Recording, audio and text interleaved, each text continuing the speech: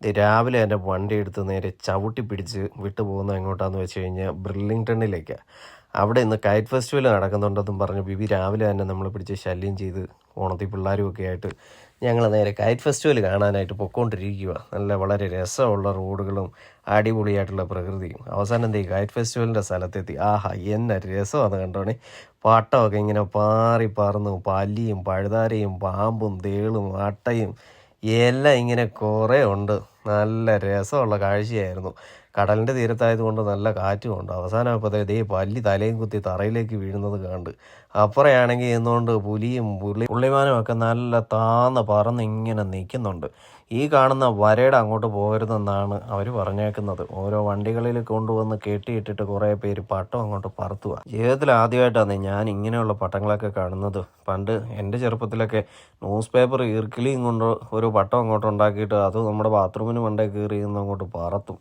അത് കാറ്റ് പിടിച്ച് ഏതെങ്കിലും സൈഡിലോട്ടോ അങ്ങോട്ടോ ഇങ്ങോട്ടോ ഒക്കെ പോകും. അതായിരുന്നു ഞാൻ കണ്ട ഏറ്റവും വലിയ പട്ടം. പക്ഷേ ഇവിടെ വന്നു കഴിഞ്ഞപ്പോഴാണ് അറിയുന്നത് നമ്മുടെ പട്ടങ്ങളൊന്നും ഒരു പട്ടവുമല്ല. അതിലും വലിയ പട്ടം വെടിയിലുകാരിയിരിക്കുന്നത് ഇവിടെ യൂറോപ്പിലാണെന്നുള്ളത്. അങ്ങനെ ഇരിക്കുമ്പോൾ സയാനൊരാഗ്രഹം, അവനൊരു പട്ടം പെടണമെന്ന്. പിള്ളേരുടെ ആഗ്രഹങ്ങളല്ലേ, അവരെന്തെങ്കിലും ചോദിച്ചു കഴിഞ്ഞാൽ ചെയ്തു കൊടുക്കണമെന്നല്ലേ. ഇത് അവനും മേടിച്ചു കൊടുത്തൊരു പട്ടം, അവനും പറത്തി.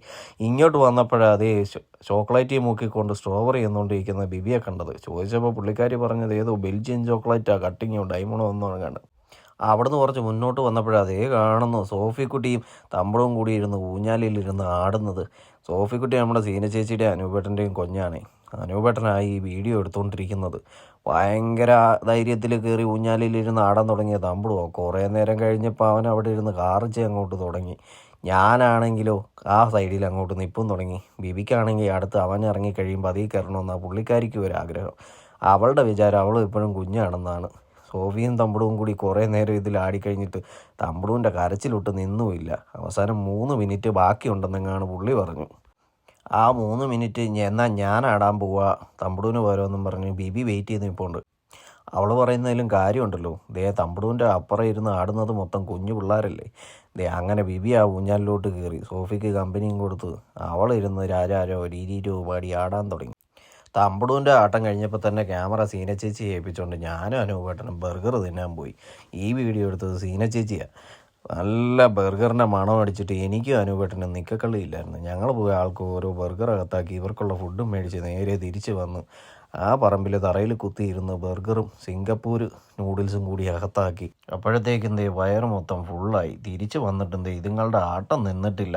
ഇത് കഴിഞ്ഞിട്ട് ഇതുങ്ങളെല്ലാം കൂടി വണ്ടി കയറ്റി പെട്ടെന്നാക്കിയിട്ട് വേണം നേരെ വീട്ടിലേക്ക് പോകാൻ. ഒരുവിധം ബിബിയും പിള്ളേരെയും എല്ലാം കൂടി ചവിട്ടിക്കുത്തി വണ്ടിക്കകത്ത് കയറ്റി നേരെ വെച്ച് പിടിച്ചു. മോട്ടോർ വേ കൂടി അടിച്ച് വിട്ട് നേരെ അരമണിക്കൂർ കൊണ്ട് വീട്ടിലെത്തണം. അത് കഴിഞ്ഞിട്ട് വേണം സാൻഡലിൻ്റെ മോൻ്റെ ജോക്കുട്ടൻ്റെ ബർത്ത്ഡേ പാർട്ടിക്ക് പോകാൻ. അവിടെ ചെന്നിട്ടുള്ള ഫുഡും അടിച്ചിട്ട് വേണം ഇന്നത്തെ ഉറക്കം പാസ്സാക്കാനായിട്ട്.